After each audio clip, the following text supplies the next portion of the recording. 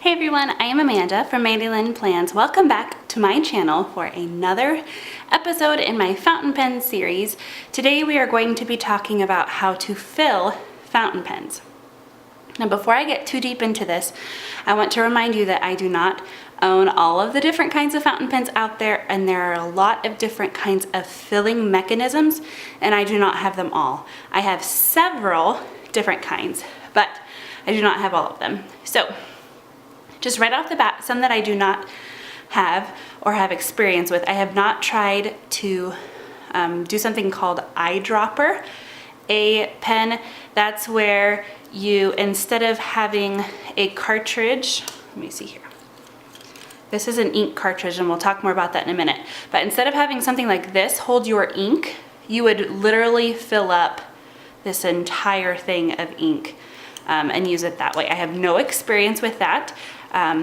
So I'm not going to be talking about that today, and I also have not had any experience with vacuum fillers.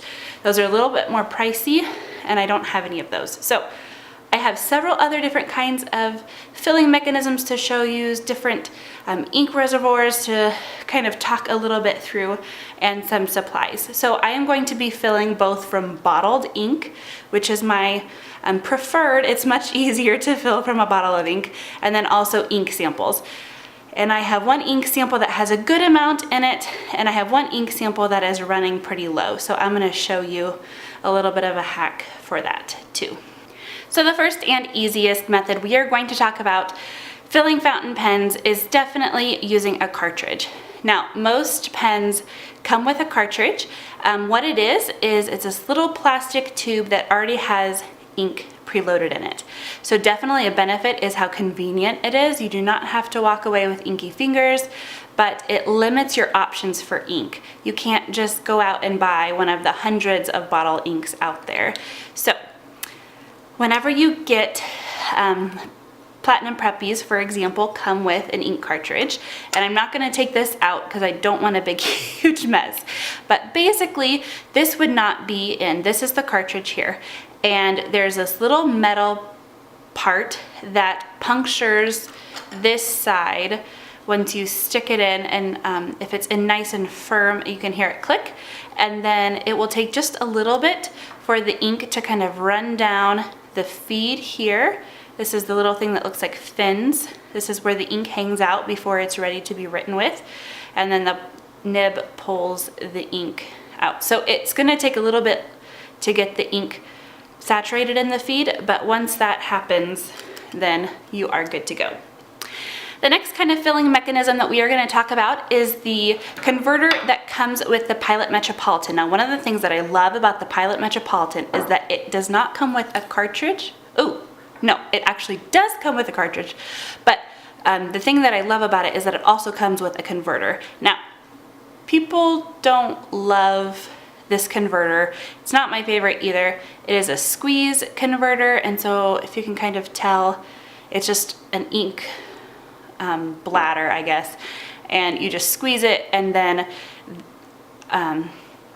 the ink gets pulled up through the nib. So I will show you how to do this. This is a bottle of Rohrer & Klinger Cassia. This is my favorite color of purple, and what you want to do is make sure that you get the nib fully submerged in the ink. So you might think that the ink is going to go through this little hole here. This is the breather hole, but that is not where the ink goes in. The ink actually goes in the back. Here there's a hole right here, and this is where the ink needs to go through.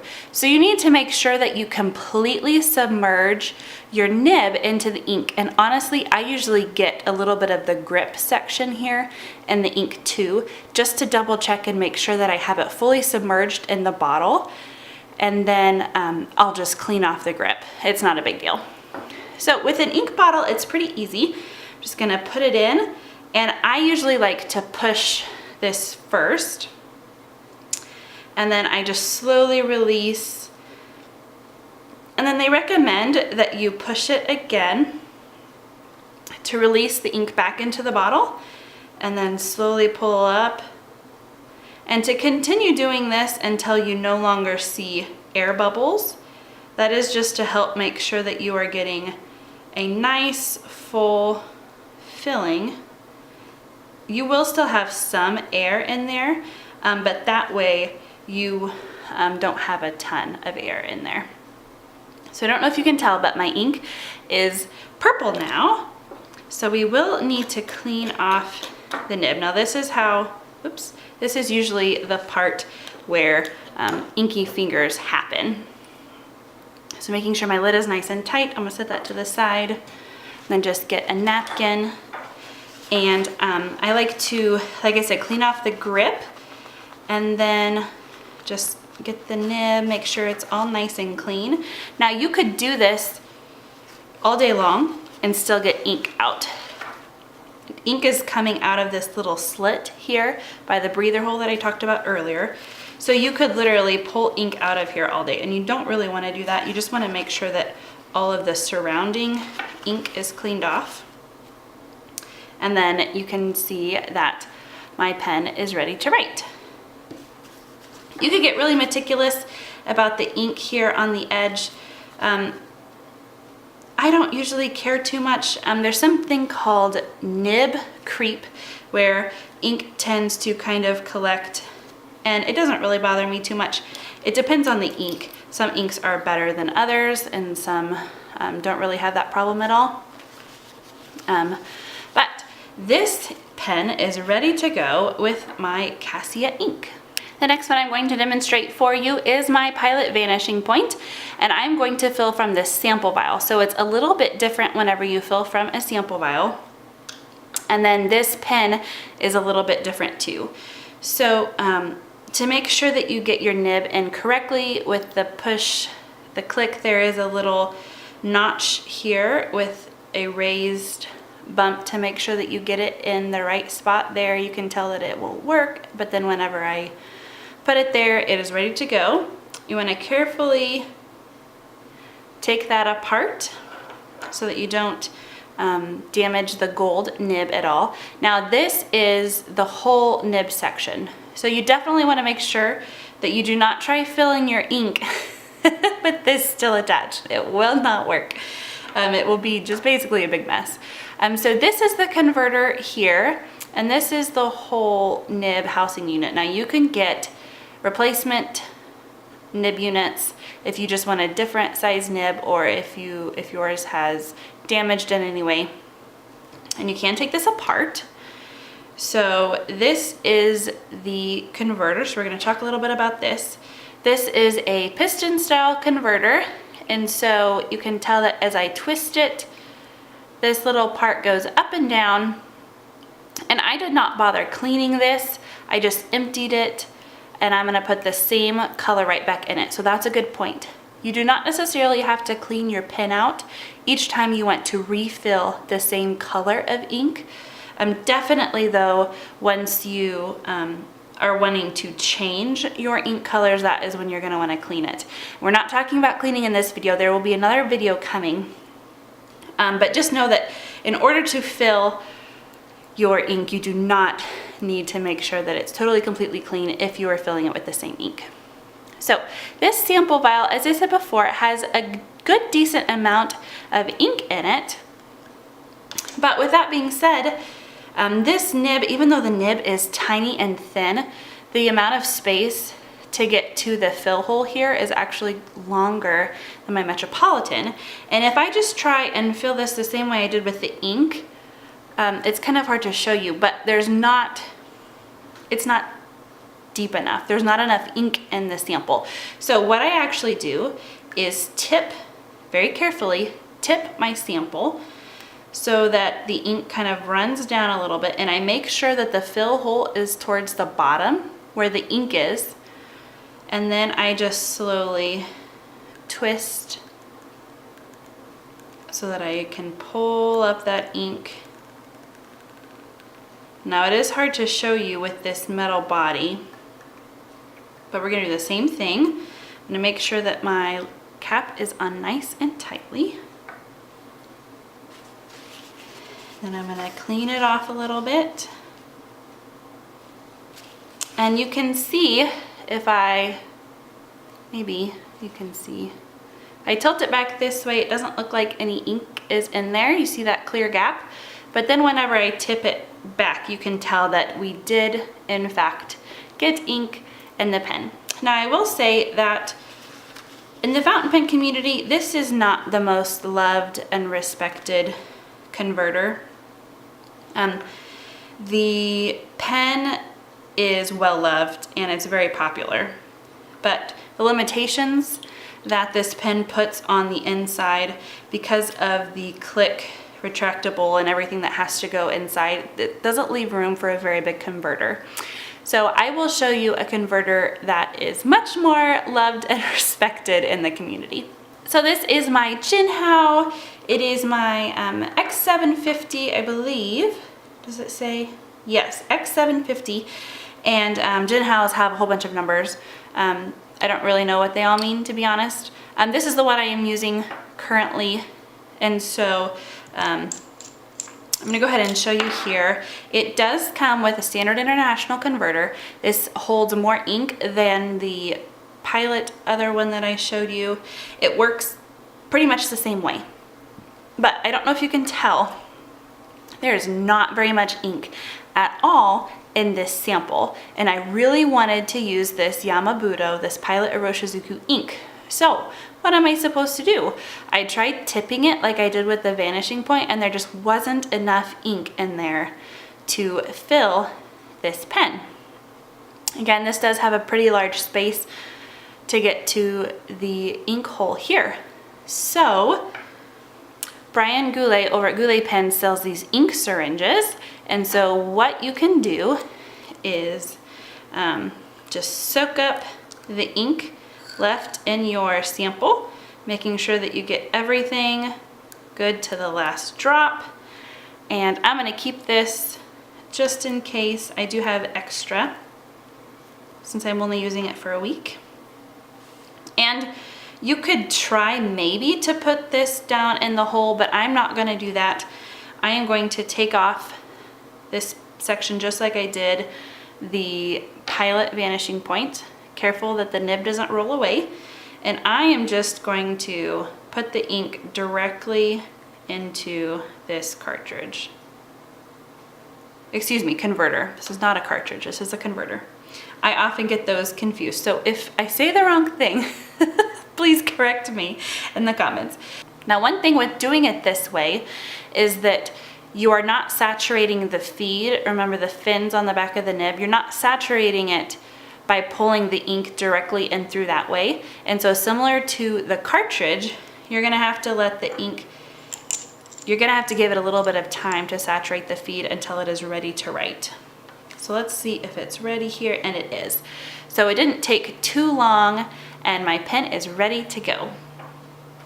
Also with this way, you don't have to worry about cleaning off the nib, and so that's cool. So you might actually prefer to use this method. You can use it with any of the cartridges or converters that I'm showing you if you would prefer to do it that way instead of dipping your pen into your ink bottle. Next up, we have the very beloved Twisty Pens. Now, Twisty Pens have a piston. So this is very similar to the piston converters that I showed you. You will ink it up by twisting up and down, but you do not have to worry about taking apart the outer body. There is no outer body. It's all connected. And so what that does is allow for a larger ink capacity. And I did not bother cleaning this out. I'm gonna put the exact same ink in so you can see some of the ink still. I like to use my Noodlers Apache Sunset in this pen. This is a medium nib TWSBI Eco, and so it allows for the awesome shading and everything. And so you can see how there's the sunrise here. You can see the orange and the yellow. That's very depictive of what this ink actually does. So similar to what we did before, I'm gonna make sure that my nib is completely submerged, maybe even getting a little bit of that grip section in there. I'm gonna make sure that my little plunger thing is all the way at the top.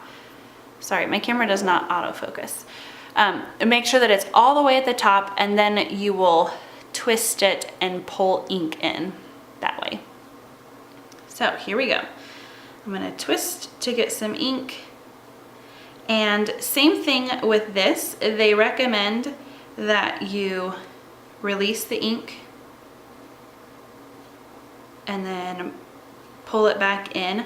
Now, I honestly have not tested this. I do not know how much more ink you get by doing this. You probably get some additional, but it is definitely not a deal breaker. I mean, if you don't take the extra step to put the ink back out and back into your pen, it's gonna be just fine. It is an extra step that if you don't have time for, that's just fine.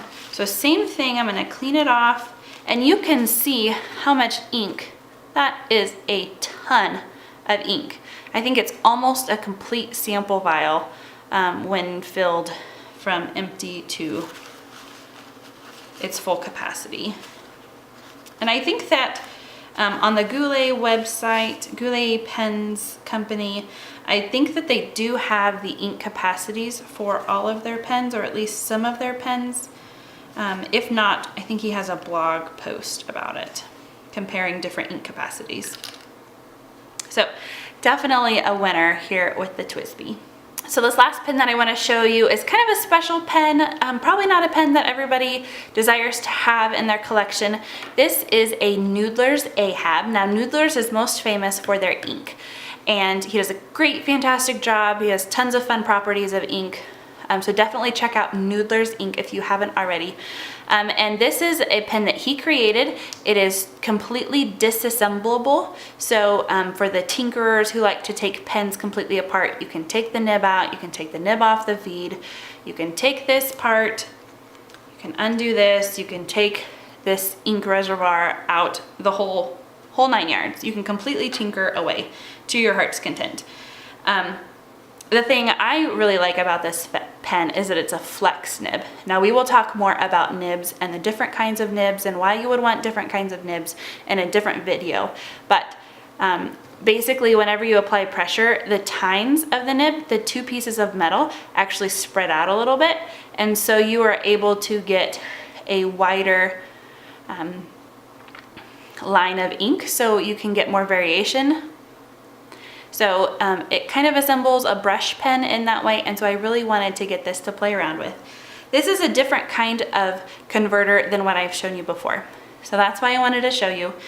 This is, you just push and then you will pull up the ink. So that's pretty much all you do. It's much easier, I think, than a twist converter.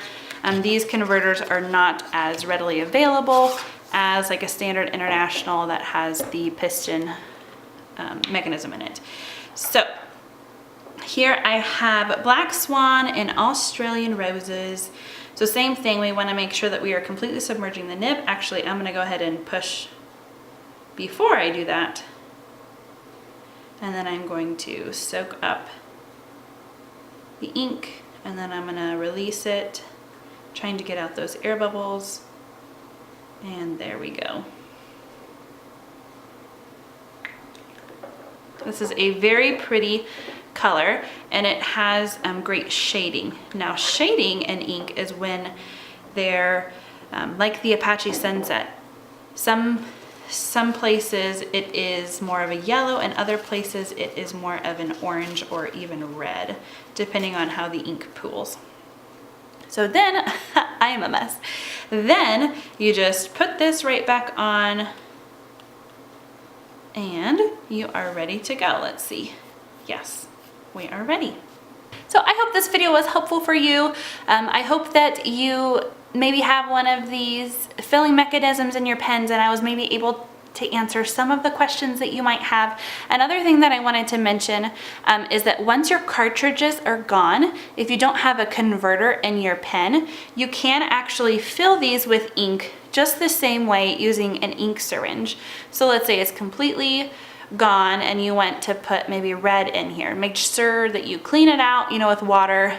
Fountain pen inks are water soluble, and so they clean out with water, and then you will just use an ink syringe to fill it up and stick it right back in your pen just like you would a cartridge. So please let me know if you still have any other questions. I would love to answer them down in the comments. I am bad about remembering to say everything that I want to in these videos, so please don't hesitate to ask questions. Thank you guys so much for watching. Until next time.